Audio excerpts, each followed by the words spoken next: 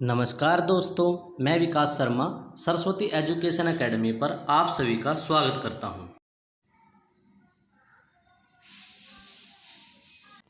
Hello दोस्तों।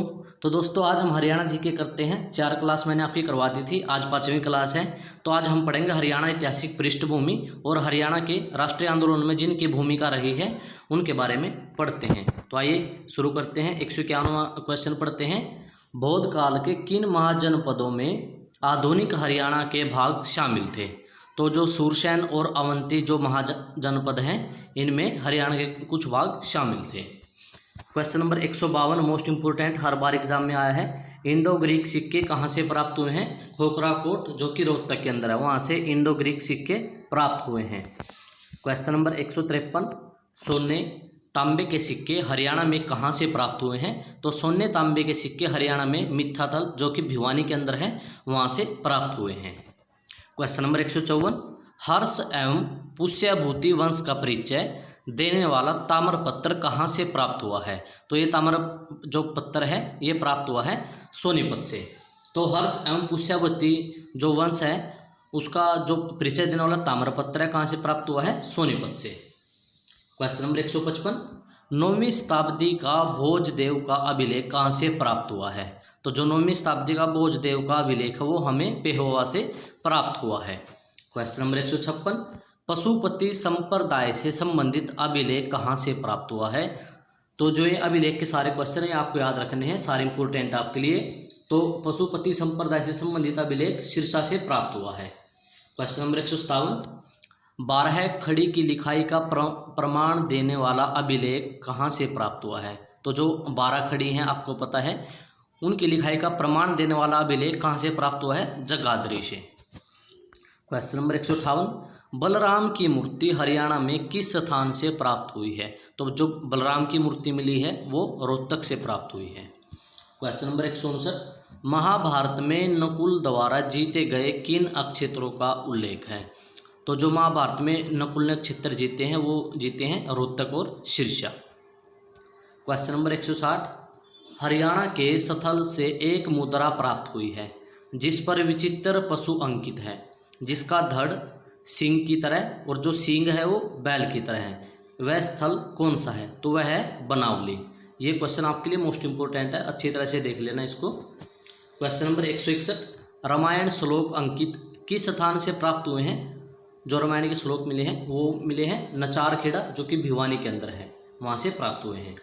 Question number 162 Mahabharat के नकुल दिग्विजय शीर्षक में किस स्थान का वर्णन प्राप्त होता है? ये भी HSSC जो कल का एग्जाम हुआ था उसमें आया था कि महाभारत के नकुल दिग्विजय शीर्षक में किस स्थान का वर्णन प्राप्त होता है?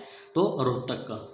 क्वेश्चन नंबर 163 किस स्थान से योद्धई गणराज्य की मोहरें प्राप्त हुई है? ये भी मोस्ट इंपोर्टेंट आपके लिए, नौरंगाबाद जो कि भिवानी के अंदर है, वहाँ से योद्धई गणराज्य की मोहरें प्राप्त हुई हैं। क्वेश्चन नंबर 164 किस ग्रंथ में हरियाणा को बहुधान्य कहा गया? ये भी हर बार एग्जाम में आया है। तो महाभारत जो कि एक ग्रंथ है उसमें हरियाणा को किस नाम से पुकारा गया? बहुधान्यक। क्वेश्चन नंबर 165 अग्रोहा से प्राप्त अभिलेख में संगीत के कितने स्वरों का अंकन है? तो जो अग्रोहा से प्राप्त अभिलेख मिले हैं उनमें संगीत के कितने स्वरों का अंकन है? 5 स्वरों का। क्वेश्चन नंबर 166 रानी सोधराही, ये नाम आपको याद रखना है, सोधराही का किस रियासत से संबंध था? तो जो रानी सोधराही है उनका संबंध जींद रियासत से था। क्वेश्चन नंबर 167 मिट्टी की मोहरें किस स्थान से प्राप्त हुई है? ये भी क्वेश्चन आपके एग्जाम में आया है कि मिट्टी की मोहरें किस स्थान से प्राप्त हुई है? दौलतपुर से। क्वेश्चन नंबर 168 किस क्षेत्र में जाटवा नामक राजपूत के नेतृत्व में सितंबर 1192 के समय मोहम्मद गोरी की सेना के साथ भयंकर युद्ध हुआ था? तो वह स्थान कौन सा था? हांसी। ये भी क्वेश्चन आपको बिल्कुल अच्छी तरह से याद रखना है। क्वेश्चन नंबर 169 तोमर शासकों के शासनकाल में हरियाणा में व्यापार, कला एवं संस्कृति की उन्नति की जानकारी किस ग्रंथ से मिलती है? तो ये मिलती है यश शीतलक चंपू ग्रंथ से। ये नाम अजीब सा लेकिन बार बार आपके एग्जाम में रिपीट हुआ है, इसलिए मैंने ये क्वेश्चन लिया है, तो ये भी अच्छी तरह से आपको याद रखना है। क्वेश्चन नंबर 170 कौन चित्तौड़ के शासक संग्राम सिंह के साथ मिलकर बाबर के विरुद्ध युद्ध की तैयारी कर रहा था? तो कौन था वो? हसन खां मेवाती, जो बाबर के विरुद्ध युद्ध की तैयारी कर रहा था। क्वेश्चन नंबर 171, 23 सितंबर 1803 को दौलत राव सिंधिया ने किस संधि के तहत हरियाणा को ब्रिटिश ईस्ट इंडिया कंपनी को सौंप दिया था? तो कौन सी संधि थी? सुरजी अर्जन गांव की संधि के तहत। ये क्वेश्चन आपके लिए मोस्ट इंपोर्टेंट है बिल्कुल। तो कौन सी संधि है? सुरजी अर्जन गांव की संधि के तहत। ठीक है। क्वेश्चन नंबर 172, नारनौल के समीप नसीबपुर गांव है कोई, ये भी आपके लिए जानकारी के लिखा गया कि नसीबपुर गांव कहाँ पर है? नारनौल के पास। गांव में लड़े गए स्वाधीनता संग्राम के युद्ध में अंग्रेजों ने किन 3 शक्तियों को नष्ट किया था? तो कौन सी थी वो? रेवाड़ी, झज्जर और जोधपुर को। क्वेश्चन नंबर 173, हरियाणा के रामकृष्ण गोपाल वीर सेनानी मेरठ क्रांति के समय किस शहर के नायब कोतवाल थे? तो ये मेरठ शहर के नायब कोतवाल थे। क्वेश्चन नंबर 174 मोस्ट इंपोर्टेंट बिल्कुल, हरियाणा में किस वर्ष में आए अकाल को नब या अकाल कहा जाता है? ये बिल्कुल आपके लिए न्यू क्वेश्चन है, ये अच्छी तरह से आपको देखना है। तो हरियाणा में किस वर्ष में आए अकाल को नब या अकाल कहा जाता है? तो 1833 और 34 के बीच जो अकाल पड़ा था उसको नब या अकाल के नाम से जाना जाता है। क्वेश्चन नंबर 175, आंग्ल मराठा युद्ध 1803 में कंपनी की सहायता के प्रतिफल के रूप में, तो आंग्ल मराठा युद्ध कब हुआ? 1803 में। ठीक है। तो कंपनी की सहायता के प्रतिफल के रूप में कंपनी ने सरधना की जो बेगम है समरू को कौन से क्षेत्र दिए थे? तो ये दिए थे करनाल एवं गुड़गांव के, जिसको आज हम गुरुग्राम के नाम से जानते हैं, गुरुग्राम के कुछ गांव।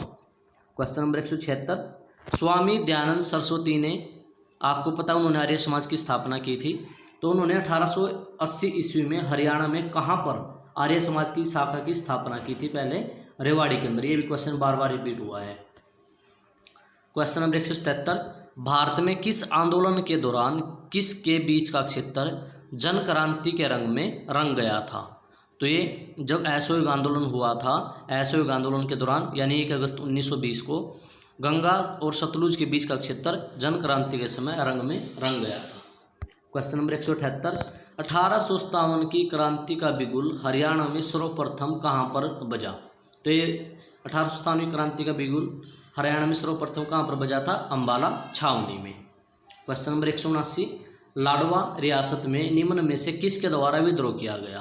तो राजा अजीत सिंह के द्वारा 1845 में। ये भी आपको याद रखना है। क्वेश्चन नंबर 180, भारत का स्वतंत्रता संग्राम मार्च 1857 में किस छावनी से शुरू हुआ था? तो जो भारत का स्वतंत्रता संग्राम है, आपको पता है मार्च 1857 में किस छावनी से शुरू हुआ था? अंबाला छावनी से। तो दोस्तों ये थे आज आपके लिए हरियाणा जीके के मोस्ट इंपोर्टेंट क्वेश्चन।